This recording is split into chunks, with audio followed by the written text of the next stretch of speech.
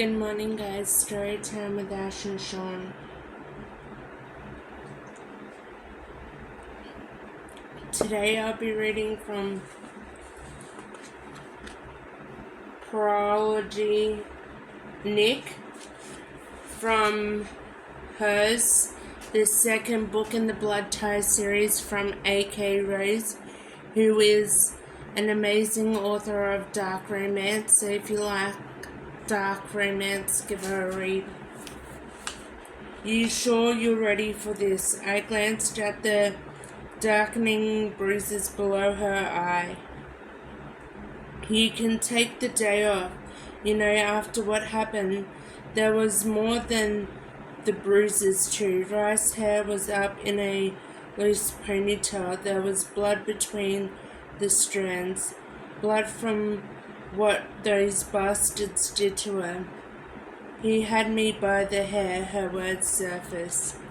I clenched my fist around the steering wheel, and the ache around my knuckles fled. Whatever we did to them last night, it wasn't enough.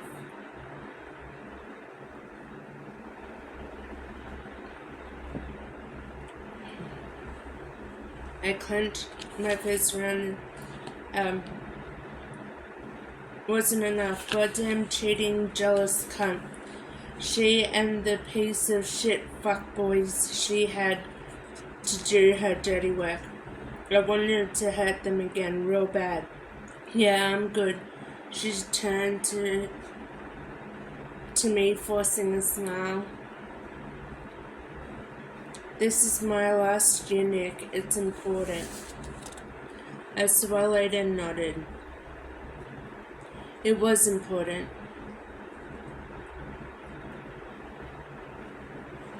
But in my mind, I demanded, leave it.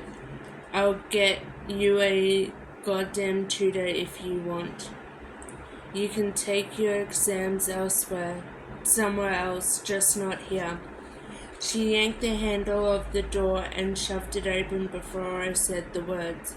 Only she didn't climb out, not yet. Instead, she pulled back, leaned across the seat, quickly gave me a soft peck on the cheek. Thanks for caring. I'll meet you here later. I'll be waiting. I forced out the words. She was gone then, climbing out and shoving the car door closed behind her with a bang, leaving me sitting here with my heart in my goddamn hands. Go after her. I stared at her back as she walked away. Go after her, you pathetic fucking excuse. The sharp blare of a horn behind me pissed me off. Movement came from the corner of my eye. A group of girls stared as they made their way to the front doors, glancing from me to Rice as she walked, obvious to their attention.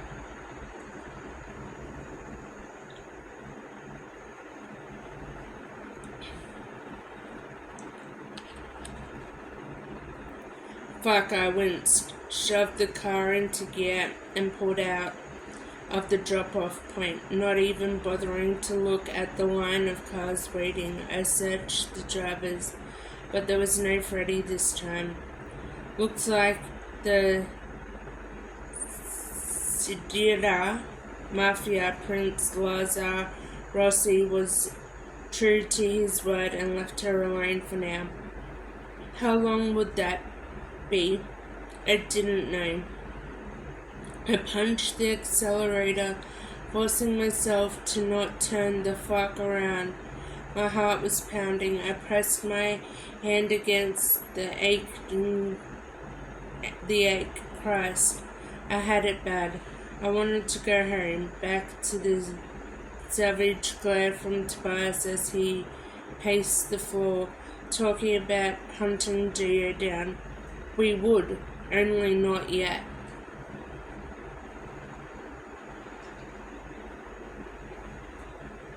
Not until all this shit died down and we figured out what was really going on. Her mum and our dad were on their honeymoon, but her real dad was still missing.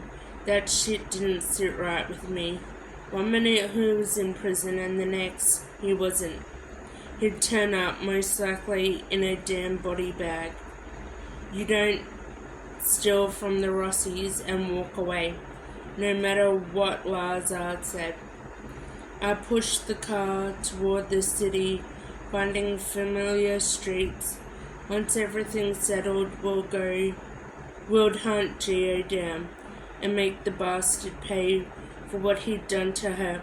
What kind of low-life scum lured a woman out to a goddamn house in the middle of nowhere for her to be fucking ambushed? Jesus, Nick, I'm scared.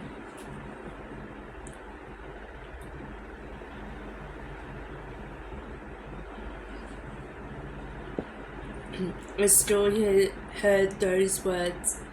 They haunted me, keeping sleep at bay. I'd stayed awake all night watching over her, replaying every goddamn second of the attack over and over again. Still, our little stepsister held her own, fighting them off long enough for us to get to her. But that would not happen again.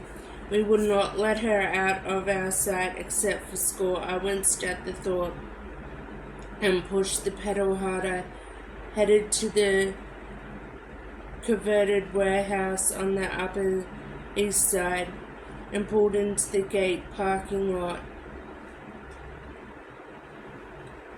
A yank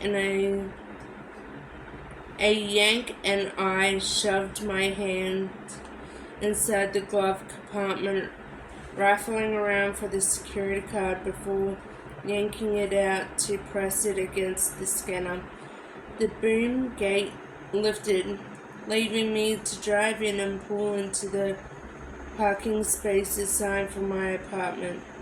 It felt weird when I climbed out. I hadn't been home in a week, barely even thought of the place, not since Rath and her mum had moved in, at least. I stepped inside the elevator, yanked the gate down, and pressed the button for the top floor.